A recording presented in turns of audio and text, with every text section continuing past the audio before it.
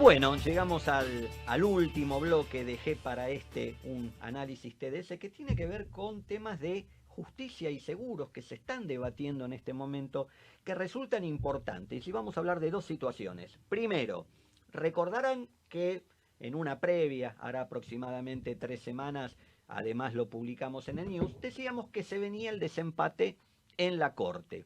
Situación que había quedado planteada a partir de la salida de la doctora Hayton de Nolasco hace 2 años. La Corte quedó en 4. Tiene que ser un número impar justamente para evitar situaciones como esta. Las cámaras la conforman 3 jueces, la Corte tendría que tener 5, volver a 7, pero no estar en 4, porque había quedado empantanada. Había 2 jueces que votaban en favor de que las compañías respondan en la medida del seguro, Lorenzetti y Rosenkrantz. Rosati y Maqueda decían, no, esto no es un tema que tiene que opinar la Corte, cuando era de límites, ¿sí? Quedaban 2-2, una gran cantidad de casos se fueron acumulando. Lo concreto, habíamos anticipado que había 2 casos en los cuales la Corte dijo hay que nombrar un conjuez. El pasado miércoles 18 finalmente se nombró, se designó, se desinsaculó. Qué palabra que suena horrible, ¿cierto? Cuando dijo la Corte que tienen que utilizar términos claros para que la gente entienda. Cuando dice un juez o un perito, me ha tocado, fue desinsaculado. Culado, no es cordobés. Es una cosa que suena horrible. Fue sorteado, muchachos, fue el que sacaron la bolilla. Bien, lo concreto es que el miércoles sacaron las bolillas. ¿Quién salió sorteado? Leopoldo Bruglia. A alguno le va a sonar. Bruglia no era ese que decían que lo pusieron a dedo penal. Bruglia.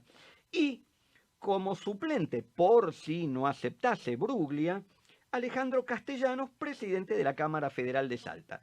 Esto es lo que salió. Va a decidir en un único, en los mismos casos, y el comentario que surgió de esa reunión con el sorteo es que efectivamente no pudieron encontrar un punto intermedio entre los 4 jueces, que hay una gran cantidad de temas de seguro automotor. Primero van a sacar esos, después van a ir con los de RC Médica, otro temita donde hay gran cantidad de condenas a aseguradoras en exceso del monto del seguro, sin límite, y después dicen por la RC de colegios. Otro caso particular, la de RC médica no es obligatoria, la de colegio sí. La de colegio sí, a pesar de que no está reglamentado. Así que un flor de tema, porque de ese pronunciamiento, al menos hasta que haya un cambio de gobierno y pongan firme nuevos jueces en la Corte, esto quedaría, tal vez con un nuevo juez, corte de 5, vuelvan a analizar un caso de estos y ya el juez oficial, la jueza debiera ser, se vote por una u otra postura. Pero hoy Bruglia o eventualmente Castellano va a ser el quinto juez para esto. Lo importante, porque hay casos donde los jueces han hablado de la inoponibilidad de la suma asegurada al tercero, con lo cual la aseguradora podría eventualmente estar intitulada para reclamarle al asegurado, che, tuve que pagar de más, pero esto me lo tenés que devolver.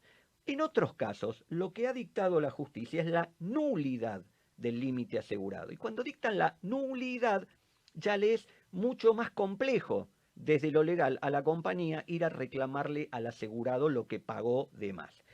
Hasta hay casos que no dicen nada, simplemente dicen se condena a la compañía sin límite, pero no hablan de inoponibilidad ni hablan de nulidad. Así que es bastante complejo este tema, pero fíjense, autos, los 2 casos que van a resolver era el límite del seguro automotor obligatorio y después vienen médicos, después vendría colegios. Más que interesante.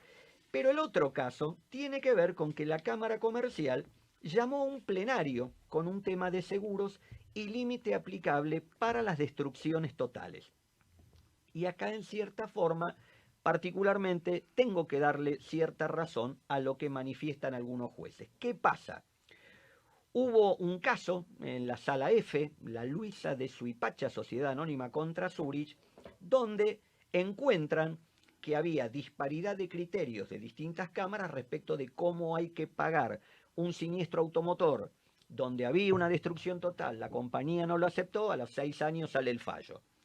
Una cámara, particularmente en la sala E, decía, bueno, la compañía tiene que pagar de acuerdo al límite asegurado de póliza con la actualización, la tasa de interés que le pongan, etcétera.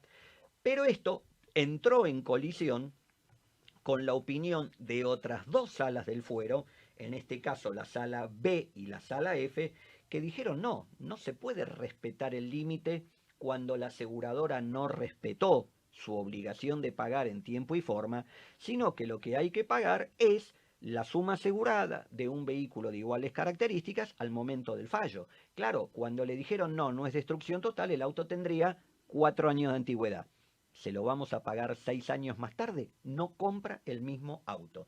Entonces, el criterio que plantearon esas dos salas en sus fallos opuestos es, no, no podemos respetar el límite, dice, lo voy a decir, a los efectos de fijar la indemnización no corresponde estar a la suma asegurada prevista en ese contrato incumplido, sino tomar aquella que la misma demandada utilice en la actualidad para asegurar rodados similares al que perdió el reclamante, esto es, automotores de la misma marca, modelo y que tengan al momento de pago la misma antigüedad que el que tenía el del reclamante al tiempo del siniestro. Me parece absoluta lógica. Algunos dicen, Fernando va contra el seguro. No, si efectivamente la compañía falló en rechazar ese siniestro, decir que no era daño total, no puede 6 años o 7 años, lo que llevan estos juicios, 6, 7 años después, decir, bueno, te voy a pagar aquella suma.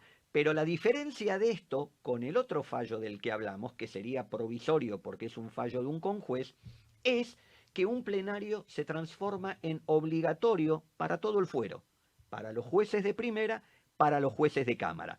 No sabemos exactamente cuando se llama un plenario cuánto demoran en juntarse y emitir su opinión. Las 6 salas, los 18 jueces del fuero comercial van a tener que poner su opinión, queda en blanco, que vota cada uno, votan y la mayoría gana. Pero automáticamente, repito, eso se vuelve obligatorio y un plenario solo puede ser modificado por otro plenario del mismo fuero. Incluso, sostienen algunos, hay una vieja discusión, un plenario hasta resiste un fallo de la Corte.